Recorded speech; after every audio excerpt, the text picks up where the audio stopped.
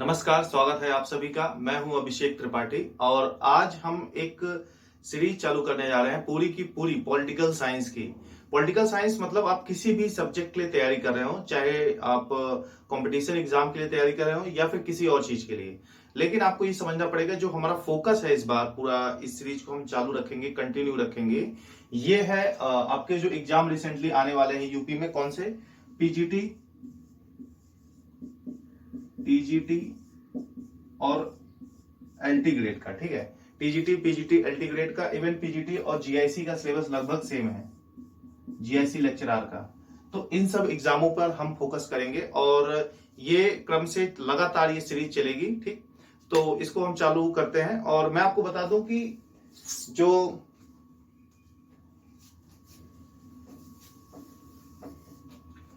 इसको हम पढ़ेंगे तो क्रम से चलेंगे और आज हम चालू करेंगे, ये पहला लेक्चर है उस क्रम में। तो इसमें पहले सिलेबस को समझेंगे, ठीक है। और आज हम चालू करेंगे पाश्चात्य राजनीतिक विचारक से। तो जब भी आप कोई भी कंपटीशन एग्जाम की तैयारी करते हैं या फिर ऐसा कह लीजिए कि शिक्षा के क्षेत्र में जहां भी पॉलिटिकल साइंस, जो भी आप शिक्षक बनना चाह रहे हैं, पॉलिटिकल साइंस को आप एज अ सब्जेक्ट लेते हैं, या आपने पीजी कर रखा है, बीएड कर रखा है, ग्रेजुएशन कर रखा है, तो जाहिर सी बात है आपने कॉम्बिनेशन के तौर पे एलटी ग्रेड में या फिर आपने टीजीटी में इसको चुना होगा, टीजीटी में चुना होगा। तो यहां पे देखिए, आपको ध्यान देना होगा कि सबसे पहले हमें सिलेबस समझना होगा कि आखिर सिलेबस में हम पढ़ते क्या है। तो पहले मैं सिलेबस को एक बार अच्छे से डिस्कस कर दे रहा हूं, उसके बाद जो है हम फिर आगे बढ़ेंगे। तो देखिए, सबसे पहले जब आप पढ़ते हैं तो आपको जो मिलता है सिलेबस में, वो मिलता है राजनीतिक चिंतन। पहले राजनीतिक, देखिए चिंतन तो ठीक है, सिद्धांत पहले देखते हैं। राजनीतिक सिद्धांत सिलेबस में पहले यही मिलता है, हालांकि हम पहले पढ़ेंगे राजनीतिक चिंतन। क्यों पढ़ेंगे उसको भी हम समझेंगे। उसके बाद दूसरी चीज जो आपको मिलती है वो मिलती है राजनीतिक विचारक। राजनीतिक विचारक, विचारक या चिंतन कह लीजिए या फिर कह लीजिए दार्शनिक। राजनीतिक विचारक, चिंतन या दार्शनिक। उसके अलावा जो आप पढ़ते हैं तीसरी चीज, वो आती है आपका संविधान। तो भारतीय शासन व्यवस्था के बारे में पढ़ते हैं, भारतीय शासन व्यवस्था, भारतीय संविधान। ठीक है, उसमें भारतीय प्रशासन के बारे में पढ़ेंगे। हालांकि कहीं कहीं जैसे कि एलटी ग्रेड में या फिर लोक प्रशासन में प्रशासन थोड़ा अलग किया गया है, तो वहां पे कुछ टॉपिक अलग हो जाते हैं और भारतीय राजनीति भी आती है। तो राजनीति को मैं समझाऊंगा कहां पे अलग है, जैसे एलटी ग्रेड में सिलेबस दे रखा है तो उसको भी समझेंगे। तो इसको सीधा सिंपल लिख लीजिए, भारतीय संविधान। ठीक है, ताकि आपको कंफ्यूजन ना हो, क्या पढ़ना है, शासन पढ़ना है, प्रशासन पढ़ना है, उन सब चीज के बारे में सिलेबस में आगे बताऊंगा। उसके बाद जो अगला टॉपिक आता है वो आता है तुलनात्मक राजनीति का।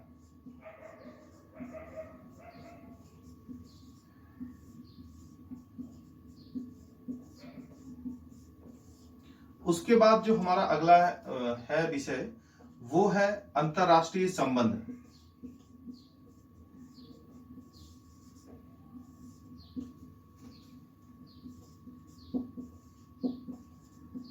और फिर आता है भारतीय लोक प्रशासन।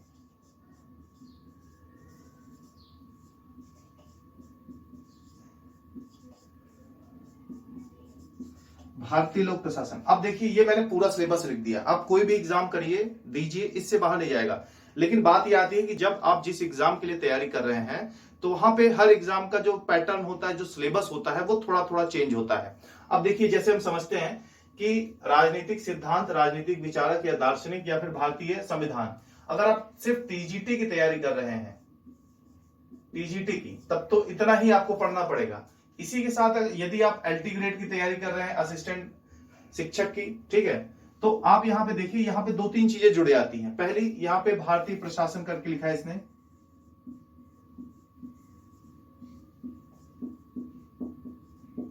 भारतीय प्रशासन और राजनीति। ठीक है, तो अब इसमें क्या जोड़ दिया है इसने, राजनीति और विदेश नीति भी है इसमें साथ में। तो विदेश नीति क्या है, अंतरराष्ट्रीय संबंध के तहत इसमें भी विदेश नीति ही है, इसको अलग से आप नहीं देख सकते, हालांकि लिखा रहता है सिलेबस में आपको लिखा मिलेगा विदेश नीति, लेकिन ये अंतरराष्ट्रीय संबंध से जोड़ के ही पढ़ेंगे, अलग नहीं पढ़ेंगे हम इसको। तो विदेश नीति भी है। अब एलटी ग्रेड में नेपाल, श्रीलंका और पाकिस्तान 3 ही दे रखा है, इन्हीं के संबंध में पढ़ना है। लेकिन जब आप पीजीटी पढ़ते हैं तो थोड़ा चीन वगैरह तक दायरा बढ़ जाता है, वो तो बहुत छोटा सा चीज है। जब आप इतना पढ़ेंगे तो एक आध दो देश के बारे में पढ़ने में कोई प्रॉब्लम नहीं होगी। ठीक है, मैं बताऊंगा कैसे करंट को भी लेके चले, जहां से क्वेश्चन आते हैं करंट को भी मैं कवर कराऊंगा। आईआर जैसे भी यूक्रेन कैसे चल रहा है, कैसे वो चीन और भारत के संबंध को इफेक्ट कर रहा है। अभी विदेश मंत्री चीन के आए, उन्होंने रिसेंटली भारत के बारे में बोला और प्रशंसा की, क्योंकि बात ये थी ना, ये है ना कि रूस के साथ सिर्फ चीन अकेला ऐसा देश है जो फुल समर्थन के साथ खड़ा है, पूरे समर्थन के साथ। तो भारत ने भी किसी का पक्ष ना लेके रूस का और यूक्रेन का खुले तौर पे विरोध नहीं किया। ठीक है, तो इससे कहीं ना कहीं एक मैसेज गया कि चीन अकेला नहीं है, चीन खुद को अकेला पा रहा था रूस के पलड़े में। तो ये सब कैसे इफेक्ट करेगा, जो वर्ल्ड पॉलिटिक्स है वो कैसे जो है इस सब चीजों पर प्रभाव डालेगी, थोड़ा थोड़ा देखेंगे, पेपर के हिसाब से देखेंगे। हमको यूपीएससी के हिसाब से या पीसीएस या सिविल सर्विसेज के एग्जाम से हिसाब से नहीं देखना है। जब उसके हिसाब से पढ़ेंगे तब वहां पे देखेंगे। अब यहाँ पे एलटी ग्रेड में देखिए, यहाँ पे विदेश नीति में अलग से लिख दे रहा हूं, ये मार्कर ठीक नहीं चल रहा है।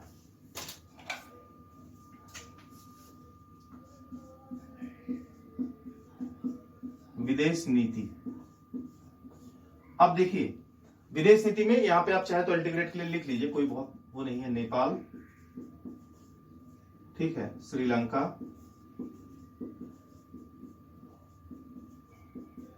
पाकिस्तान।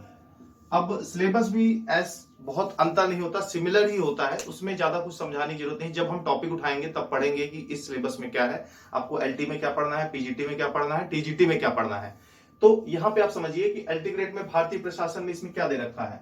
इसमें जनरली आप जो लोक प्रशासन में कुछ सब्जेक्ट पढ़ते हैं, लेकिन एलटी में इसमें दे रखा है कि ब्यूरोक्रेसी के बारे में क्या है, जिला प्रशासन क्या है, पंचायती राज क्या है, लोकायुक्त क्या है, इन सब के बारे में दे रखा है। राजनीति में क्या पढ़ते हैं, राजनीति में जनरली हम जाति, धर्म, चुनाव, मतदान, व्यवहार, इन सब सारी चीजों के बारे में हम राजनीति में पढ़ते हैं, भारतीय राजनीति में। तो ये तो हो गया सिलेबस। ठीक है, इतना आप किसी भी एग्जाम के लिए पढ़ते हैं। और अगर जैसे आप पीजीटी वगैरह के लिए पढ़ रहे हैं तो आप इतना पीजीटी में ये सारी चीजें भी आ जाएंगी। जीएससी पीजीटी में आपका थोड़ा दायरा बढ़ जाता है। जनरली आप यूपीएससी वगैरह के लिए जो ऑप्शनल होता है उसके लिए भी पढ़ना चाह रहे हैं तो वहां पे एक चीज देखिए, थोड़ा सा अप्रोच अलग होता है, सिलेबस इसी का ज्यादा है। भारतीय लोक प्रशासन वहां पे जैसे आप पढ़ते हैं तो लोक प्रशासन थोड़ा सा सिलेबस अलग है, लेकिन लोक प्रशासन वहां पे एज अ ऑप्शनल एक अलग ही सब्जेक्ट है, पब्लिक एडमिनिस्ट्रेशन। तो यहाँ पे ध्यान देना पड़ेगा। तो इसको पढ़ने के बाद अगर आप चाह रहे हैं कि सिविल के लिए भी उसको यूटिलाइज कर लें, थोड़ा सा अप्रोच चेंज करेंगे तो आपको बहुत बेनिफिट मिल जाएगा। बस थोड़ा सा अप्रोच की बात होती है और कहीं गुना ज्यादा नॉलेज इसमें होता है। फिर नेट के लिए भी पढ़ेंगे तो थोड़ा सा यही ले दे के यही सारी चीजें हैं, बस थोड़ा थोड़ा अंतर है।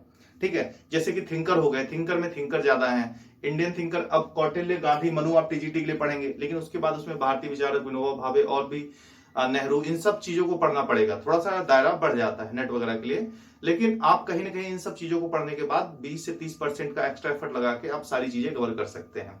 तो अभी मुझे लगता है कि आप लोग सिर्फ टीचिंग एग्जाम जो वैकेंसी आने वाली है, अभी तो एक बहुत अच्छी खबर भी आई है कि कल ही पेपर में था, मैं नीचे शेयर कर दूंगा लिंक में टेलीग्राम में, कि 5 लाख वैकेंसियों का वादा किया था यूपी गवर्नमेंट ने सेकंड टर्म के लिए, तो वो अब फुलफिल करने आ रहे हैं और अधियाचन मांगा जा रहा है। तो जल्दी से जल्दी मुझे लगता है कि अप्रैल और मई तक वैकेंसी नोटिफिकेशन आ जाएगा और सितंबर अक्टूबर तक एग्जाम हो जाएगा। तो यही एक राइट टाइम है एग्जाम के लिए लगने का और अप्रोच को देखने का। तो चलिए हम शुरू करते हैं, बहुत टाइम हो गया। ठीक है, सिलेबस समझाना बहुत जरूरी होता है। तो हम चालू करेंगे किससे, भारतीय राजनीतिक विचारक या दर्शन से, पाश्चात्य विचारक भी आप कह सकते हैं। इसमें भी भारतीय विचारक, राजनीतिक विचारक आएंगे। राजनीतिक विचारक में पाश्चात्य विचारक और राजनीतिक विचारक, भारतीय राजनीतिक विचारक, दोनों को हम पढ़ेंगे। अब यहाँ पे आप समझिए, इसी को पहले क्यों पढ़ेंगे, क्योंकि अगर राजनीतिक सिद्धांत हम उठा लें, स्वतंत्रता, समानता, ठीक है, संप्रभुता, राज्य क्या है, तो कहीं ना कहीं वो समझने में कठिनाई होगी। और ये किसने किसके बारे में क्या बोला, प्लेटो के क्या विचार हैं, बेंथम का, बोधा ने संप्रभुता के बारे में क्या बोला। ठीक है, तो वहां पे जब पढ़ेंगे तो हमको बार बार एक ऐसा लगेगा कि बोधा कौन है, और फिर छोटा सा थॉट पढ़ रखेंगे, हीगल के विचार जब हम पढ़ेंगे। लेकिन जब यहां से पढ़ के हम इस पे जाएंगे राजनीतिक सिद्धांत पे, तो हम जब कोई भी सिद्धांत आएगा कि संप्रभुता पे हॉब्स का क्या कहना है, ठीक है, या संप्रभुता के विचार में हीगल का क्या कहना है, हीगल का राज्य से संबंधित क्या विचार है, या फिर थोड़ा सा आएगा, तो आपके दिमाग में पूरी इमेज क्लियर रहेगी और आप कभी भी हीगल के विचारों के साथ ऐसा नहीं होगा कि भूल रहे हैं हम या गड़बड़ हो रहा है। ठीक है, तो इसको लेके मेंटेन करके हम आगे चल पाएंगे। तो यही कारण है कि हम राजनीतिक विचारकों के साथ चालू करते हैं। और किसी का इतिहास जरूरी होता है, वर्तमान को पढ़ने से पहले इतिहास हम जरूर जान लें। तो चलिए शुरू करते हैं। भारत पाश्चात्य राजनीतिक विचारक।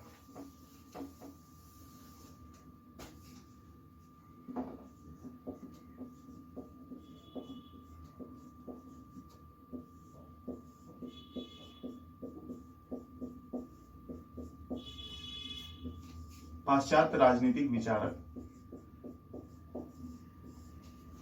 अब यहां पे आप समझिए, पाश्चात्य राजनीतिक विचारकों में सबसे शुरू करने से पहले थोड़ा सा बैकग्राउंड लेके चलना पड़ेगा, समझना पड़ेगा कि राजनीतिक विचारक या राजनीतिक चिंतन या राजनीतिक दर्शन, अब जो भी कहिए, ठीक है, अगर उसको हम पढ़ने जा रहे हैं तो पहले इस सब्जेक्ट को समझिए है क्या ये। ठीक है, क्योंकि आप दुनिया में जितने भी विषय देखेंगे, चाहे साइंस हो चाहे मैथ्स हो, मैथ्स और गणित और विज्ञान ही सभी विषयों का जनक माना जाता है, तो वो रीजनिंग, ठीक है, ये सारी चीजें कहां से आई? फिलॉसफी से आई हैं। और जितने भी प्रारंभिक जो वैज्ञानिक हुए, दार्शनिक हुए, वो सब दार्शनिक ही थे मूलतः। जो विषय, जैसे अरस्तु को ही आप ले लीजिए, तो अरस्तु जीव विज्ञान के भी जनक माने जाते हैं, राजनीति विज्ञान के भी। इस तरह से आप देखेंगे तो विभिन्न प्रकार के जो थे जनक पुराने समय में, वो कहीं ना कहीं दार्शनिक ही थे। हमारी भारतीय परंपरा में भी आप देखेंगे तो बहुत से दार्शनिक थे, ठीक है, जिन्होंने वैज्ञानिक काम किया। ऋषि भारद्वाज के बारे में बोला जाता है कि उन्होंने प्रथमतः वायुयान की खोज की थी, ठीक है, ऐसा मतलब मिलता है। तो वो भी कहीं ना कहीं दर्शन से ही जुड़े हुए थे। तो अब आप समझिए कि दर्शन या चिंतन, चिंतन है क्या। हम ज्यादा नहीं जाएंगे, सिर्फ काम के लिए पढ़ेंगे। चिंतन, चिंतन मतलब गहन विश्लेषण करना, किसी सब्जेक्ट को समझने का प्रयास करना, हर पक्ष को समझना। जैसे कि मान लीजिए कि कहीं पे आतंकवादी हमला हुआ, अब उस आतंकवादी हमले में एक सामान्य व्यक्ति देखेगा कि इतने लोग मरे और ये इस भावना से प्रेरित थे, लेकिन एक दार्शनिक, एक चिंतक क्या सोचेगा? उसको तोड़ेगा, मरोड़ेगा, ठीक है, गहन विश्लेषण करेगा उस पर।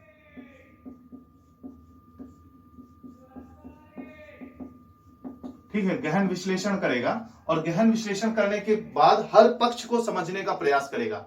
हर पक्ष मतलब जैसे कि युद्ध, मान लीजिए आतंकवादी ने हमला किया किसी पर्टिकुलर होटल पे, जैसे ताज होटल पे ही मान लीजिए या कहीं पे भी, तो उसमें आप एक चीज समझिएगा कि उसमें जो हमला हुआ उसके पीछे समझने का प्रयास किया जाएगा। उसका ब्रेन, उसके दिमाग में क्या चल रहा था, कैसे उसने इतना बड़ा हादसा कर दिया, उसको कहां से फंडिंग मिली, और जो लोग ऐसा करा रहे हैं उससे, जो उसका ब्रेन वॉश करा रहे हैं या जो भी उसको प्रेरित कर रहे हैं, उनका इसके पीछे उद्देश्य क्या है। और बेसिकली आप पाएंगे कि सिर्फ उद्देश्य इतना है कि भारत की जो है क्षति पहुंचाना, और कहीं ना कहीं और भी आप देखेंगे कि सिर्फ जिसको आप प्रेजेंट सिनेरियो में देख रहे हैं, कहीं ना कहीं उसके पीछे कोई और देश हो सकता है। आपको लग सकता है कि पाकिस्तान करा रहा है, हो सकता है पाकिस्तान के पीछे चाइना कहां तो, या चाइना के पीछे हो सकता है किसी और देश कहां तो, कि जो सप्लाई करा रहा हो आर्म्स। अब हथियार आप कहां बेचोगे, ठीक है, कुछ हथियार भी सप्लाई होते हैं, हो सकता है जो हथियार बना रहे हैं वो देश इसके पीछे हो। तो एक हर पक्ष को देखना, तोड़ना, मरोड़ना और समझना, गहन विश्लेषण करना, ये दर्शन का काम है। लेकिन अब यहां पे देखिए, क्योंकि हम राजनीति पढ़ रहे हैं, अगर हम राजनीति पढ़ रहे हैं तो सिर्फ हम राजनीतिक चिंतन के बारे में पढ़ेंगे। हम प्लेटो के सारे विचार अभी पढ़ने लगे दर्शन वाले, तो आपको लगेगा कि क्या ही बोल रखा है इसने, ठीक है, हालांकि बहुत सारे विचार को पढ़ेंगे। तो अब यहां पे एक चीज को समझिए, तो ये गहन विश्लेषण करना हो गया। गहन विश्लेषण किसके संबंध में करेंगे? राजनीति के बारे में, ठीक है। अब यहां पे राजनीति के बारे में गहन विश्लेषण को हम पढ़ने वाले हैं। तो आप एक चीज को समझिए कि जो राजनीति एक इतिहास हम देखें, चिंतन का, राजनीति चिंतन का इतिहास देखें, तो उसको मोटा मोटा हम 3 भागों में बांट सकते हैं। इसको हम जब सिद्धांत पढ़ेंगे तो वहां पे भी समझेंगे। 3 भाग कौन से? देखिए, पहला अगर हम देखें यहां पे राजनीति चिंतन का, तो पहला हो गया प्राचीन, ठीक है, उसके बाद मध्यकाल और फिर आधुनिक,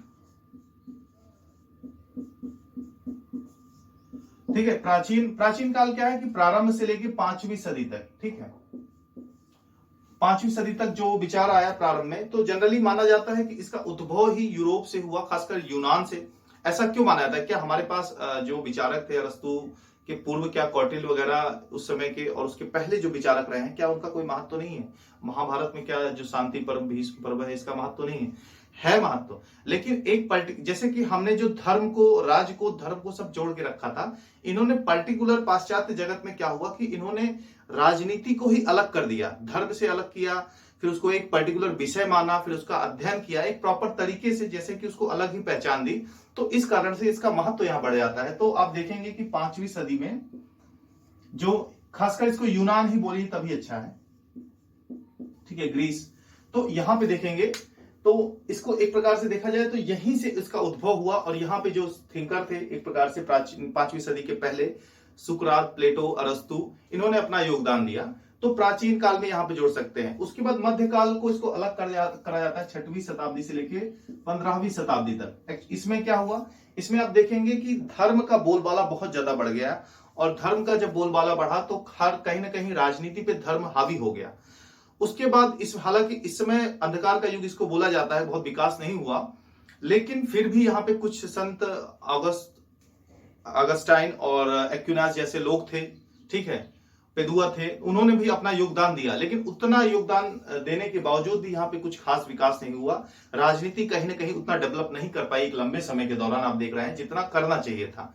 उसके बाद 16वीं सदी की बात करें, 15वीं सदी के बाद की, तो यहाँ पे 3 प्रमुख क्रांतियां होती हैं, खासकर यूरोप में। पुनर्जागरण क्रांति, ठीक है, पुनर्जागरण काल में तो व्यापारिक क्रांति होती है, धार्मिक क्रांति होती है। इन सब क्रांतियों के परिणाम स्वरूप एक टेक्नोलॉजी डेवलप होती है, एक दायरा बढ़ता है, लोगों को स्वतंत्रता मिलती है। तो उसके परिणाम स्वरूप जो आगे के थिंकर आते हैं, उनके थॉट उससे प्रभावित होते हैं और चीजें बदली हुई मिलती हैं, ठीक है। अब यहां पे समझिए, तो हमने देखा कि जो प्राचीन चिंतन था वो कैसे कैसे आगे बढ़ा और कितने भागों में हम बांट सकते हैं। तो अगर प्राचीन चिंतन की हम बात करें तो ये चिंतन जो है, इसका उदय, जैसे मैंने बताया, उदय, इसका उदय कहां हुआ? यूनान में, ठीक है। और इसको अगर हम देखें तो इसका विकास कहां हुआ? विकास आप देखेंगे यूरोप में हुआ, ठीक है, यूरोप में हुआ। तो आप ये देखिए कि उदय तो हुआ, लेकिन डेवलपमेंट कहां पे हो रहा है? इसका यूरोप में इसका डेवलपमेंट हो रहा है।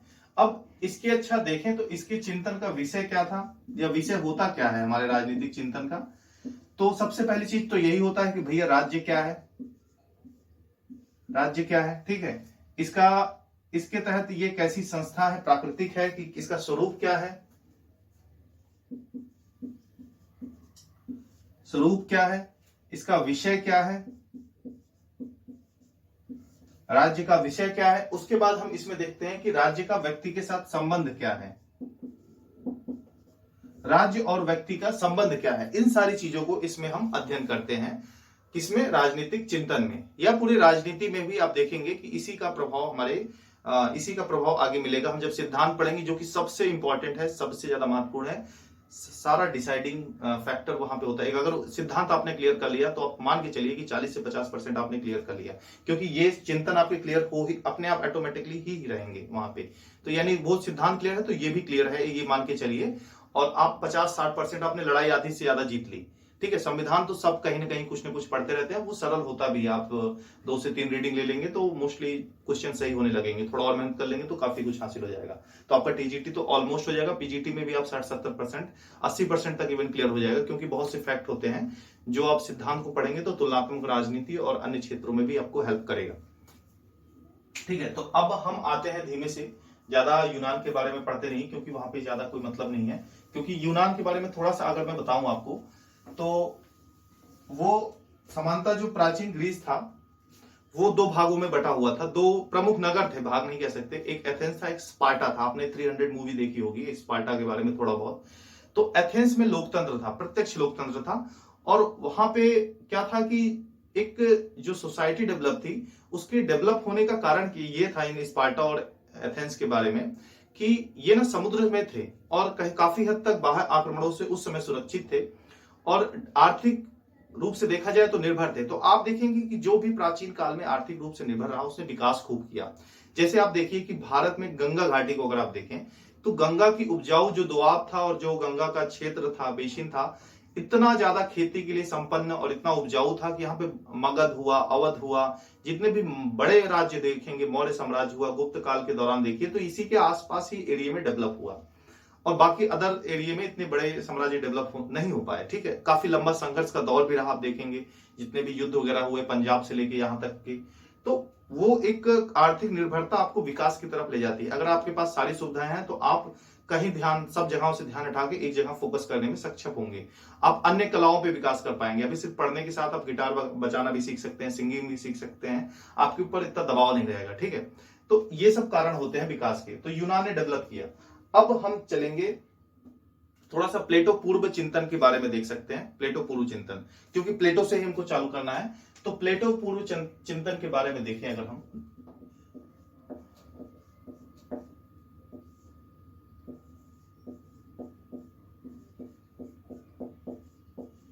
ठीक है, प्लेटो पूर्व चिंतन। प्लेटो पूर्व चिंतन क्या था? क्योंकि प्लेटो को पढ़ने से पहले थोड़ा सा 5 मिनट में समझ लेते हैं, तभी हमको थोड़ा बैकग्राउंड मिलेगा और समझने में अच्छा लगेगा। देखिए, प्लेटो से पहले क्या था कि सुकरात थे, उनके गुरु थे। अब सुकरात के साथ क्या था कि सुकरात की विचारधारा थोड़ी सी अलग होती है। उनसे पहले सोफिस्ट थे। सुकरात का ही प्रभाव प्लेटो पे पड़ता है। तो सोफिस्ट क्या थे? सोफिस्ट जो थे वो सोफिस्ट का शब्द होता है, मतलब होता है विद्वान। ठीक है, विद्वान शिक्षक। अब ये विद्वान थे, ये शिक्षा देते थे। ठीक है, शिक्षा देते थे, लोगों को समाज में जागरूक करते थे और अपने विचारों को फैलाते थे। लेकिन इनके साथ क्या था, ये जो सोफिस्ट थे, ये जो है धन लेते थे, शिक्षा देने के बदले में धन लेते थे। और इनके विचार भी जो उस समय के विचार थे वो काफी अलग हुआ करते थे। ये मूलतः आप देखेंगे उपयोगितावादी थे, उपयोगितावादी थे, व्यक्तिवादी थे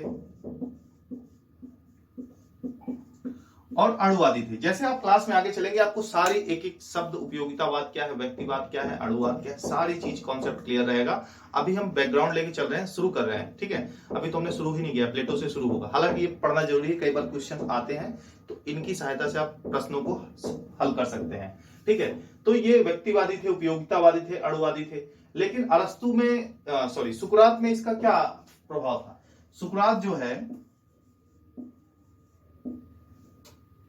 सुकरात शिक्षा तो देते थे परंतु धन नहीं लेते थे। ठीक है, सुकरात शिक्षा तो देते थे परंतु धन नहीं लेते थे। तो आप देखेंगे कि भैया कुछ तो अलग हुआ ना। उसके बाद सुकरात के साथ एक प्रॉब्लम ये भी थी कि, प्रॉब्लम कह लीजिए, क्योंकि सिस्टम के विरुद्ध आप जाएंगे तो प्रॉब्लम ही हो जाएगी।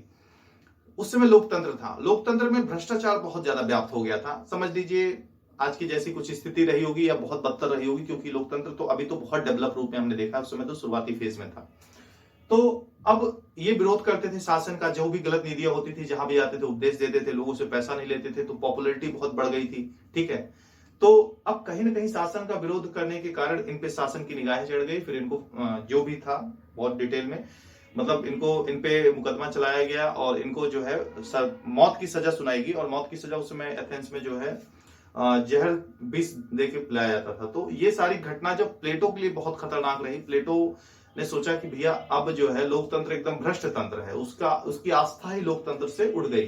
ठीक, तो ये पूरा एक क्रम रहा सोफिस्टों को हम पढ़ेंगे। अभी हम पढ़ेंगे जैसे जैसे हम प्लेटो को पढ़ेंगे उसी के साथ हम सोफिस्ट पढ़ेंगे। अलग से सोफिस्ट पढ़ने लगेंगे तो वहां पे फिर दोबारा हमको देखना पड़ेगा ना, तो अलग से पढ़ने का कोई मतलब नहीं है। तो अब हम पढ़ेंगे प्लेटो को। प्लेटो को शुरू करते हैं, 2 से 3 लेक्चर में प्लेटो खत्म हो जाएगा। ठीक है, तो अब प्लेटो पहले है। ठीक है, ये सिलेबस में हमारे लिखित है, लेकिन जो पीछे हमने देखा वो भी उतना ही महत्वपूर्ण था। बिना उसको समझे यहां तक हम चीजों को क्लियर नहीं कर सकते थे। ठीक, देखिए प्लेटो के बारे में थोड़ा सा आपको बताऊं तो इनका 428 से 347,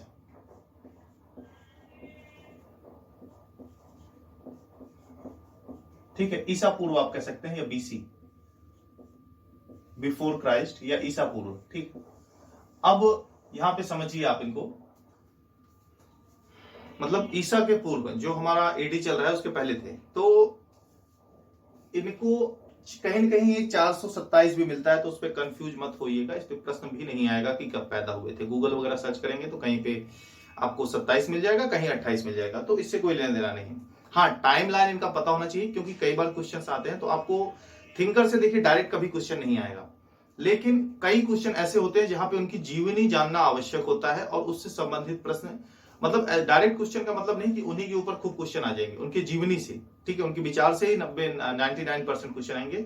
लेकिन कई बार आप देखेंगे कुछ क्वेश्चन का नेचर कि उनकी जीवनी से प्रभावित रहता है, तो मोटा मोटा ऊपर की चीज बस पता होना चाहिए, बहुत उनके बारे में पीएचडी करना या बहुत ज्यादा भी पढ़ना कोई मतलब नहीं है। तो जितना पेपर में आएगा उतना हम बताएंगे, उससे ज्यादा पेपर में आज तक न पूछा गया, मुझे भी नहीं लगता कि पूछा जाएगा। तो प्लेटो का पहली चीज टाइम याद रखिए, 428 से 347 बीसी तक। अब इनकी जो पिता थे अरिस्टो कौन थे, ठीक है, और माता परकिटनी थी, ठीक है, परकिटनी, देखिए यहां पे मैं लिख देता हूं,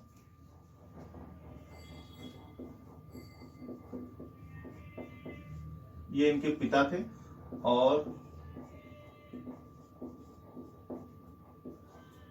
परिक्टोन, ठीक है, ये इनकी माता थी।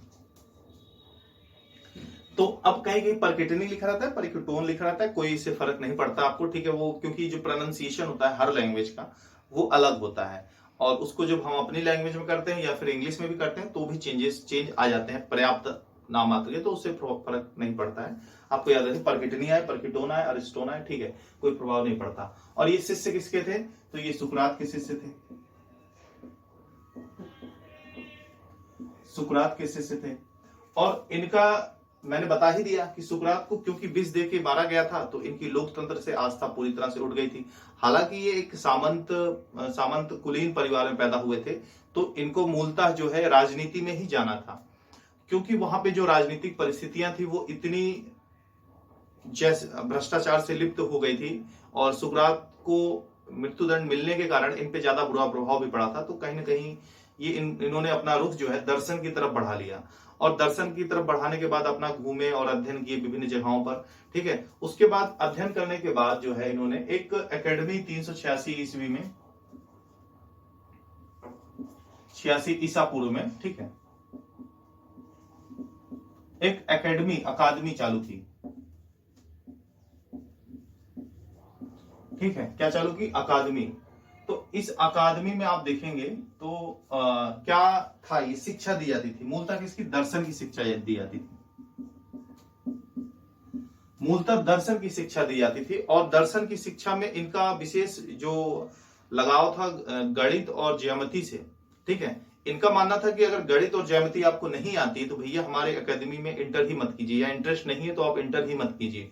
तो सोचिए इनका जो एक लगाव था मैथ के प्रति वो कितना, मतलब आप कितना था आप समझ सकते हैं, ठीक है।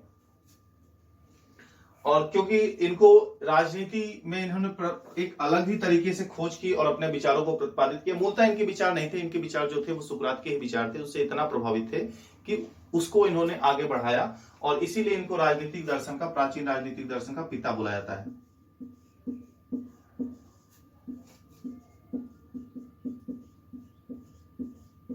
ठीक है, प्राचीन राजनीतिक दर्शन का इनको पिता बोला जाता है। और इनकी जो प्रमुख पुस्तकें हैं आप देखिए यहां पे, तो रिपब्लिक है, जो प्रमुख पुस्तकें हैं वो इनकी बता रहा हूं मैं, स्टेटमैन है, ठीक है, स्टेटमैन एंड लॉज, और उसके बाद एक क्रीटो भी है, ठीक है, क्रीटो में क्या है इनका कि रिपब्लिक प्राचीन इन्होंने सबसे पहले पुस्तक लिखी। तो आप देखेंगे कि जब लॉज वगैरह लिखेंगे तो इनके ना दिमाग में, विचारों में परिवर्तन आपको मिलेगा। इसमें पूर्णतः जो है इसका जो न्याय वगैरह समझाना चाहते हैं, आदर्श राज्य को बताना चाहते हैं, लेकिन यहाँ पे आते आते इनके विचार बदल जाते हैं।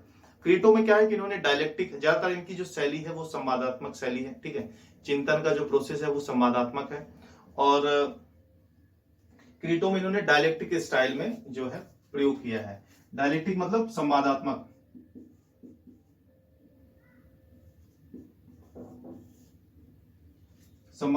ठीक है, डायलेक्टिक।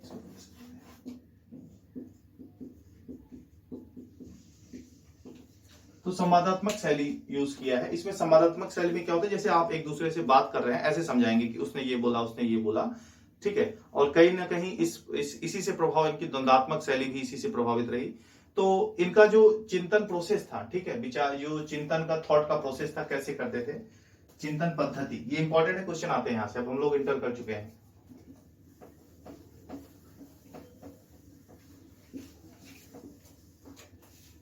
प्लेटो का चिंतन पद्धति,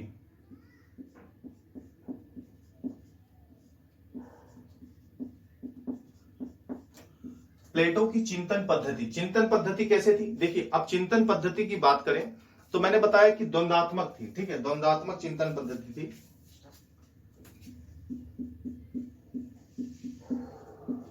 ठीक है, द्वंद्वात्मक चिंतन पद्धति थी। लेकिन एक चीज आप यहां पे समझिए कि द्वंद्वात्मक चिंतन पद्धति से मतलब अगर हम देखें तो आप यहां पे पाएंगे कि द्वंद्वात्मक चिंतन पद्धति ही नहीं थी, इसके अलावा जो ये प्रभावित थे चिंतन पद्धति के अलावा, आप देखेंगे कि यहां पे ऐतिहासिक, ठीक है, विश्लेषणात्मक,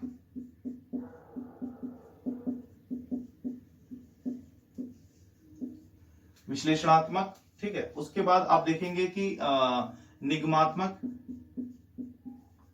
निगमनात्मक,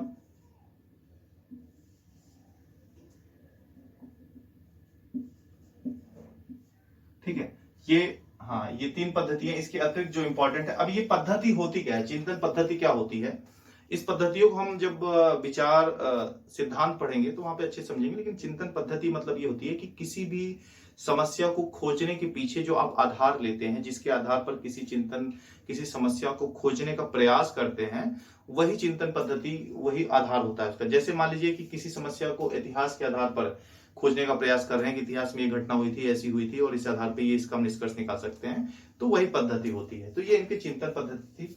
उसके बाद अगर आप आगे देखें पद्धति के अलावा, तो हम यहाँ पे प्लेटो के बारे में, अब इनसे राज्य से संबंधित विचारों को देखते हैं। प्लेटो का राज्य पे विचार, ठीक है। अब राज्य के इनके विचार जो है वो अलग से पढ़ने की आवश्यकता नहीं है। जैसे इनके न्याय का सिद्धांत पढ़ेंगे, न्याय का सिद्धांत इनका पढ़ेंगे, वहां पे ये चीजें क्लियर होंगी। उसके बाद हम जैसे जैसे पढ़ते जाएंगे चीजें क्लियर होती जाएंगी, ठीक। तो अब देखिए राज्य के बारे में ये क्या सोचते हैं। इनका मानना है कि जो राज्य है, राज्य, ठीक है, राज्य बोलते हैं ये व्यक्ति का वृहद रूप है, व्यक्ति का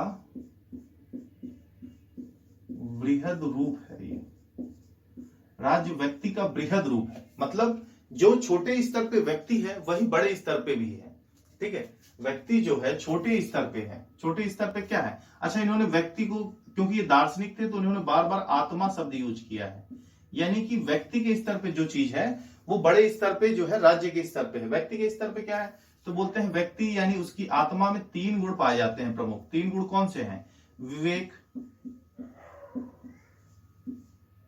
ठीक है, विवेक हो गया, साहस और वासना।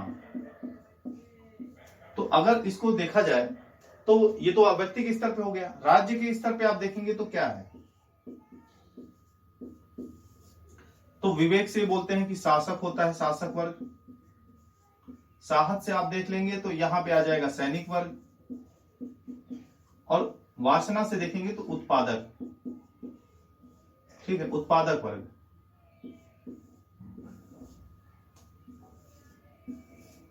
तो इसी का जो प्रतिबिंब है आप देख रहे हैं यहाँ पे, ये एक दूसरे से जुड़े हुए हैं। जो व्यक्ति के स्तर पे छोटे स्तर पे है वो बड़े स्तर पे आपको क्या मिलेगा, राज्य के स्तर पे मिलेगा। उसके अलावा अगर राज्य के बारे में आप देखें तो राज्य को इन्होंने प्राकृतिक बोला, ठीक है, प्राकृतिक। प्राकृतिक मतलब ऐसा नहीं कि किसी ने समझौता करके राज्य का निर्माण कर दिया। अभी राज्य की उत्पत्ति के सिद्धांत जब हम आगे देखेंगे तो वहां पे पता लगेगा। तो बहुत विभिन्न सिद्धांत है राज्य की उत्पत्ति को लेकर, भारतीय और पाश्चात्य जो भी हैं।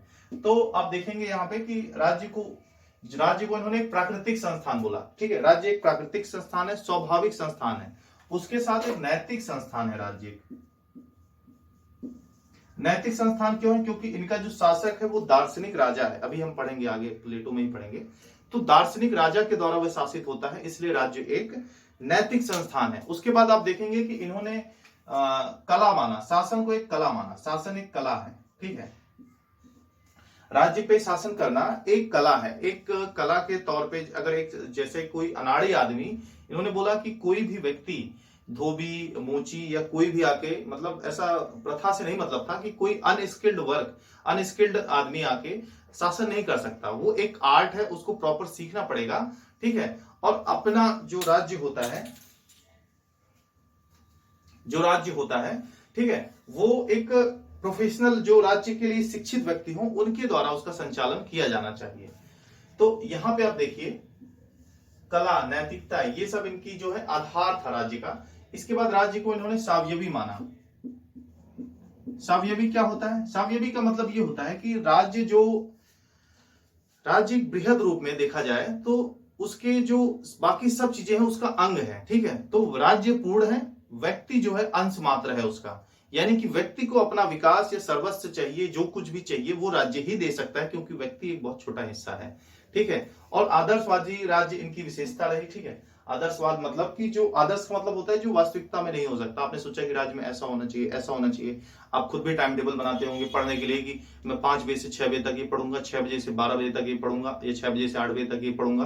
तो रियलिटी में वैसा नहीं हो सकता, क्योंकि आप थकते हैं, ह्यूमन है, ठीक है।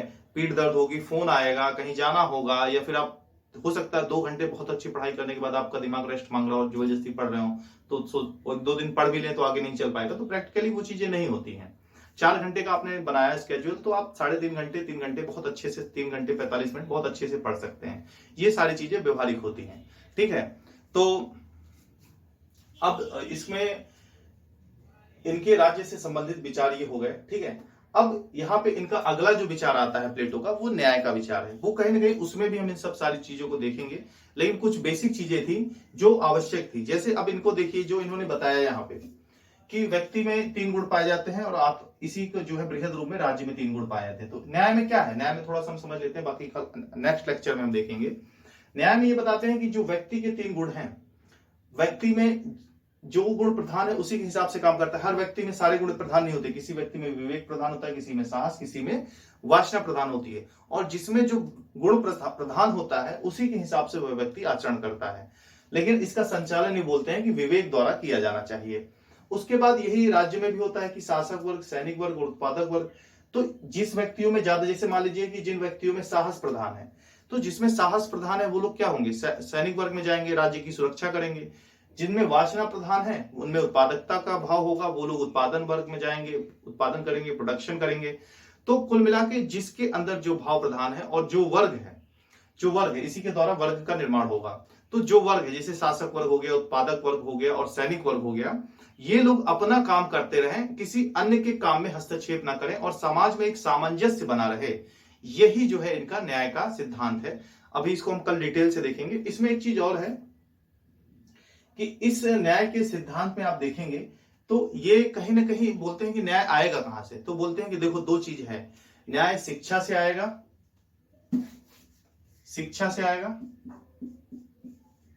और साम्यवाद से आएगा,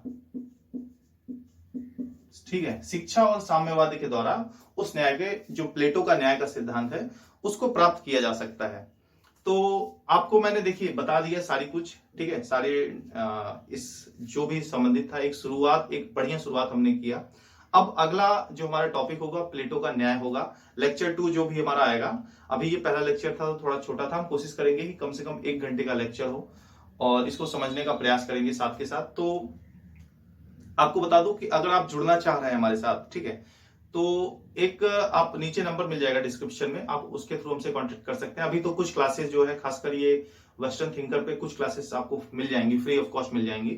लेकिन देन उसके बाद जो है पेड क्लासेस चलेंगी। और मेरा मानना है कि फीस जो है, क्योंकि देखिए पूरी तरह से आप लोग, बहुत से लोग चाहते होंगे कि फ्री में पढ़ाया जाए, लेकिन पॉसिबल नहीं हो पाता ना, और भी बहुत से काम है। और यहाँ पे नेट वगैरह का हो गया कुछ ऐसा।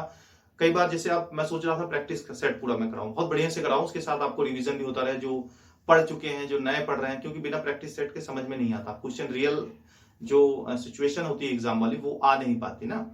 तो उसके लिए भी टाइपिस्ट हो गया, बहुत से खर्चे होते हैं, बहुत सारी चीजें होती हैं, तो वो फ्री ऑफ कॉस्ट कराना ठीक नहीं। और जाहिर सी बात है, आप एक चीज समझिए, अगर आप पीजीटी का एग्जाम निकालते हैं, मैं व्यवहारिक रूप से समझिए, आप एग्जाम, सरकारी एग्जाम ही क्यों निकालना चाह रहे हैं? क्योंकि आप चाह रहे हैं कि एक अच्छी सैलरी मिले, स्टेबिलिटी मिले। तो आप अगर 1000-2000 खर्च करके आपको सच में लगता है कि आप 70-80 हजार महीने का आप सैलरी अच्छी सी पा सकते हैं, सिक्योर जॉब पा सकते हैं। तो 1000-2000 खर्च करना कोई बड़ी बात नहीं, कोई बड़ा इशू नहीं है। आप कहीं भी आप फोन में देखिए कहाँ कहाँ पैसे खर्च कर देते हैं। मतलब मैं ऐसा नहीं बोल रहा हूँ कि पेड कोर्स ले लीजिए, एक एग्जाम्पल, आप चिंतन पढ़ रहे हैं तो तर्क शक्ति का थोड़ा सा उपयोग कीजिए, ठीक है। तो अब यहाँ पे समझिए कि इसकी फीस मैं आपको बता दूं पहले कि पीजीटी के लिए 2000 के आसपास रखूंगा। बहुत ज्यादा फीस ऑनलाइन रखने का मतलब भी नहीं होता, क्योंकि ना डेस्क बेंच चाहिए, ना कुर्सी चाहिए, ना चेयर चाहिए, ठीक है। और उसके बाद क्लासेस लाइव भी कोशिश करूंगा, प्रयास करने का, लाइव भी चलेंगी। और जो पीजीटी वगैरह का सिलेबस देखिए बहुत छोटा है, तो 1500 से ज्यादा मुझे नहीं लगता उचित है, ठीक है। इनकेस देखा जाएगा जब हम इंफ्रास्ट्रक्चर वगैरह बढ़ाएंगे तब फीस देखा जाएगा, अभी तो इतना ही ठीक है। तो इसके लिए आप जुड़ सकते हैं और एक एक चीज को हम समझते हुए बढ़िया से चलेंगे, समझाएंगे। नोट्स की बात है तो नोट्स आपको प्रिंटेड किताबें बहुत हैं, बहुत सी किताबें हैं, नोट्स अलग से दे दिया जाए तो कोई मतलब नहीं। मैं क्लास में ही कोशिश करूंगा कि आपको समझा दूं, आप उसी के साइड में नोट्स बनाते चलिएगा, लिखते जाइएगा, ठीक है। क्योंकि अल्टीमेटली वही काम आने वाले हैं। अगर आप नोट्स पढ़ लेंगे, उसके बाद मैं प्रैक्टिस कराऊंगा पुराने जितने भी पेपर हुए उसकी, जो भी पेपर पहले हुए हैं कभी किसी भी तरह के एग्जाम में उसका, और उसके बाद जो भी संभावित क्वेश्चन है सारे एस्पेक्ट्स को मैं प्रैक्टिस सेट कराऊंगा। और हाँ, जो लोग इस बैच में रहेंगे उनको अलग से प्रैक्टिस सेट लेने की आवश्यकता ना होगी, बाकी प्रैक्टिस सेट जो बाहर से आएंगे उनके लिए फीस होगी थोड़ी बहुत। तो इस क्रम में भी हम कुछ दिन तक जारी रहेंगे। आज के लिए इतना ही। Thank you very much.